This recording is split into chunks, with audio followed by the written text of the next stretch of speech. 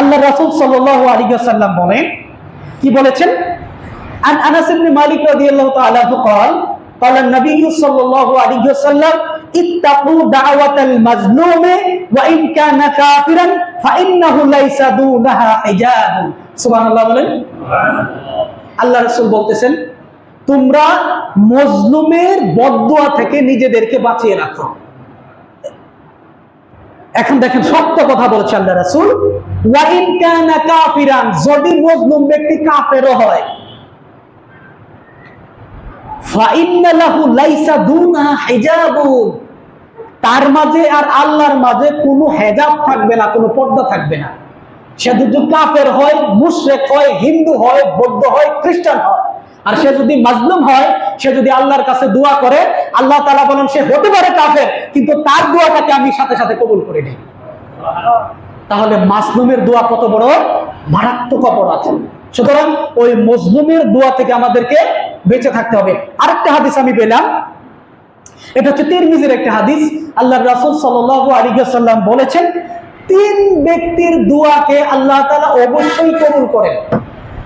এক নাম্বার, যে ব্যক্তি মাহে রমজানের রোজা রেখেছে, যতক্ষণ পর্যন্ত ইফতার না করে ততক্ষণ পর্যন্ত তার দোয়াকে আল্লাহ কবুল করতে থাকেন। দুই নাম্বার, ইমামুন আদিলুন, ন্যায় বিচারক বাদশা যদি আল্লাহর কাছে কোনো ব্যাপারে দোয়া চায়, আল্লাহ তাআলা তার দোয়াকে সাথে সাথে কবুল করে নেন। আর মজলুম ব্যক্তি যদি আল্লাহর কাছে কোনো দোয়া করে, তাহলে আল্লাহ তাআলা এই দোয়াটাকে ফেরেশতাদের মাধ্যমে আপনার মেঘমালার উপরে নিয়ে যান এবং আল্লাহ তাআলা বলতে থাকেন, ও বান্দা, আমি তোমার এই দোয়াটাকে কবুল করে নিলাম, দেরিতে হলেও অবশ্যই তোমার এই দোয়াটাকে আমি কবুল করব। সুতরাং মাজলুমের বদদুয়ার ব্যাপারে আমাদেরকে সচেতন থাকতে হবে। সম্মানিত হাজিরিন, সময় খুবই সংক্ষিপ্ত, আমি সর্বশেষ আরেকটা ঘটনা বলে আলোচনা শেষ করছি। ইমাম আহমদ ইবনে হাম্বল রাহিমাহুল্লাহ, নাম শুনছেন? ইমাম আহমদ ইবনে হাম্বল রাহিমাহুল্লাহকে তখনকার শাসক তাকে জেলখানায় আবদ্ধ করলো। আবদ্ধ করার পরে জেলের যিনি প্রধান দারোগা বা জেলার যাকে আমরা বলি, সে একদিন ইমাম আহমদ ইবনে হাম্বল রাহিমাহুল্লাহর কাছে গেলেন, গিয়ে বললেন, হে ইমাম আহমদ ইবনে হাম্বল, আপনার কাছে আমার একটা প্রশ্ন ছিল। কি প্রশ্ন? যে আল্লাহর রাসূল সাল্লাল্লাহু আলাইহি ওয়াসাল্লাম জালেমের ব্যাপারে যে হাদিসটা বলেছেন, এই হাদিসটা কি সহিহ? তখন ইমাম আহমদ ইবনে হাম্বল রাহিমাহুল্লাহ তিনি বলেন, আল্লাহর রাসূল তো জালেমের ব্যাপারে অনেক হাদিস বলেছেন, তুমি কোন হাদিসটার ব্যাপারে জানতে চাও? তখন ওই দারোগা বলতে পারতেছে না যে কোন হাদিসটা স্পেসিফিক। তখন ইমাম আহমদ ইবনে হাম্বল বলেন, তবে আমি একটা হাদিস তোমাকে বলতে পারি। হাদিসটা হচ্ছে আল্লাহর রাসূল সাল্লাল্লাহু আলাইহি ওয়াসাল্লাম একদিন কাব ইবনে উজরা রাদিয়াল্লাহু তাআলা কে বললেন। কাব ইবনে উজরা একজন সাহাবী।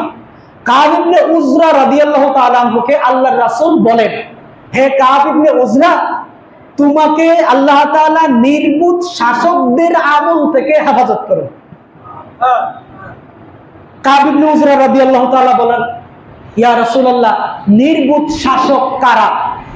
আল্লাহর রাসূল বলেন, আমার পরে এক শ্রেণীর শাসক আসবে যাদের সিরত, সুরত, আমল ইত্যাদি আমার সুন্নতের সাথে মিলবে না, বরং তারা আমার সম্পূর্ণ উল্টা তাদের শাসন কার্য পরিচালনা করবে। এবং তাদের মধ্যে এমন কিছু লোক থাকবে যারা জানবে যে ওই শাসকগুলো জালেম, জানা সত্ত্বেও তাদের পক্ষ অবলম্বন করবে। আল্লাহ রাসূল এরপরে বলেছেন যে তারা আমার উম্মতের অন্তর্ভুক্ত নয়, আমিও তাদের অন্তর্ভুক্ত নই। তার মানে যারা এরকম করবে তাদের সাথে আল্লাহ রাসূল সমুদয় সম্পর্ক ছিন্ন করে দিলেন। আল্লাহ রাসূল শেষে গিয়ে বলেন, কিয়ামতের ময়দানে হাউজে কাউসারের পানি যখন আমি পান করাতে থাকবো, তখন তারা আমার ধারে কাছে ঘেঁষতেও পারবে না। পানি পান করা তো দূরের কথা, পানি পান করার জন্য আমার ধারে কাছে ঘেঁষতেও পারবে না। এই হাদিসের মধ্যে দুই শ্রেণীর কথা বলা হয়েছে, যারা কুরআন হাদিস বাদ দিয়া নিজেদের মন গড়া মতো দেশ পরিচালনা করে, এবং দেশ পরিচালনা করা দোষের নয় যদি তারা জালেম হয়। জালেম কাকে বলে? যে নাগরিকের যে সুযোগ সুবিধা তাদের প্রাপ্য, ওই প্রাপ্য থেকে যারা বঞ্চিত করে তারা হচ্ছে জালেম শাসক। কথা কি বুঝতে পারছেন? আচ্ছা, এই জালেম শাসকদের অবস্থা হচ্ছে এই। পাশাপাশি এই জালেম শাসকদেরকে যারা সমর্থন করে তাদের ব্যাপারে আল্লাহ রাসূল বলেছেন যারা ওই জালেমদের জুলুমের ব্যাপারে জানা সত্ত্বেও তাদেরকে সমর্থন করে, তারা আমার উম্মতের অন্তর্ভুক্ত নয়। কিয়ামতের ময়দানে তারা আমার ধারে কাছেও ঘেঁষতে পারবে না হাউজে কাউসারের কাছে। এবার ওই দারোগা শুনে কিছুক্ষণ চুপ থাকলেন। চুপ থাকার পরে বললেন, হে ইবনে হাম্বল, আপনার কাছে আমার দ্বিতীয় প্রশ্ন, আমি কি জালেমের সহযোগী? হ্যাঁ, তো যে জেলার। তখন ইমাম আহমদ ইবনে হাম্বল রাহিমাহুল্লাহ তিনি বলতেছেন, তুমি জালেমের সহযোগী নও।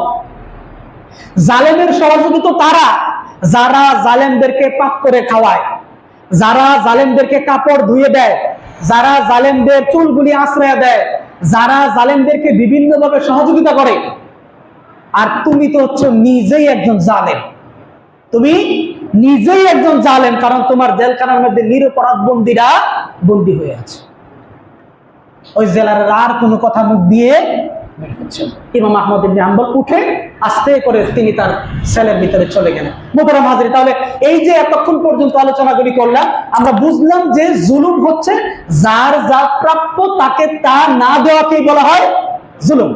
আর জুলুম এমন এক অপরাধ, যেই জুলুম এর ব্যাপারে আল্লাহ তাআলা কিয়ামতের ময়দানে বুবা প্রাণীকে পর্যন্ত ছাড় দিবেন না, আমাকে আপনাকে তো দূরের কথা। আর মাজলুমের দোয়া কখনো বিফলে যায় না। আরেকটা কথা বলছিলাম, জুলুম হয় তিন ভাবে। এক, আল্লাহর উপরে জুলুম। দুই, নিজের উপরে জুলুম। তিন, মানুষের উপরে জুলুম। আল্লাহর উপরে জুলুম হচ্ছে আল্লাহর সাথে কাউকে শিরিক করা, আর নিজের উপরে জুলুম হচ্ছে আল্লাহর ইবাদত না করে জাহান্নামী হওয়া। তিন নম্বর, মানুষের উপরে জুলুম হচ্ছে যেই যা প্রাপ্য তাকে ওই নির্ধারিত প্রাপ্য থেকে বঞ্চিত করা। আল্লাহ তাআলা আমাদেরকে এই তিন ধরনের জুলুম থেকে বেঁচে থাকার তৌফিক দান করে। সকলে পড়ি আমিন।